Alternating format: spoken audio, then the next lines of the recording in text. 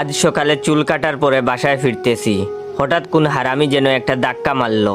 সোজা গিয়ে একটা মেয়ের উপর পড়লাম। মেয়েটা বলল, এই যে চোখে দেখতে পারেন না? আমি বললাম, আপাতত আপনাকে ছাড়া কিছুই দেখতে পাচ্ছি না। মেয়েটা বলল, ফাজলামি করেন?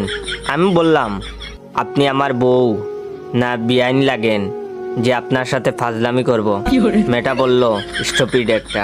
আমি বললাম, আমার মাও তাই বলে। মেয়েটা বলল, অমন হাঁ করে কি দেখছেন? আমি বললাম, দেখছি না, ভাবছি। মেয়েটা বলল, মানে? আমি বললাম, ভাবছি যে আপনি যখন ছোট ছিলেন নিশ্চয়ই হাফ প্যান্ট পরতেন, তখন দেখতে অনেক সুন্দর লাগতো মনে হয়। মেয়েটা বলল, সি, অসভ্য কোথাকার। আমি বললাম, আমার বান্ধবীরাও তাই বলে। মেয়েটা বলল, উফ, বিরক্তিকর। আমি বললাম, আমার ছোট ভাইও তাই বলে। এবার মেয়েটা বলল, ইস, আপনি যে কি না। আমি বললাম, কি? মেয়েটা বলল, হারামি একটা।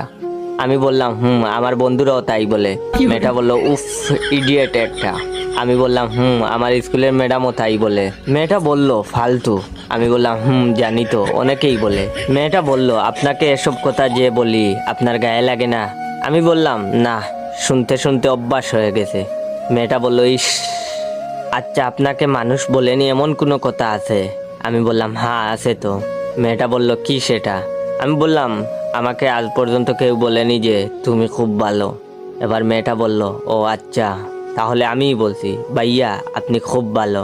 কথাটা বলার সাথে সাথে মেয়েটার গালে তাস কইরা একটা থাপ্পড় মারলাম আর বললাম, হারামজাদি, আমি যদি ভালো ছেলেই হয়ে থাকি তাহলে হুদাই এতক্ষণ বকা দিলি কেন? মেয়েটা আর কিছু বলল না, চুপচাপ ব্যাককেলের মতো দাঁড়িয়ে বেহুশ হয়ে গেল। তখন আমি তার পার্সটা চেক করলাম। চেক করে দেখি অনেক টাকা। যেহেতু মেয়েটা আমাকে বাইয়া বলেছে, তাহলে ওর পার্সেও আমার হক আছে। তাই আমি টাকাগুলো আমার পকেটে ঢুকিয়ে আস্তে আস্তে করে ভদ্র ছেলের মতো আমার বাসায় চলে আসলাম।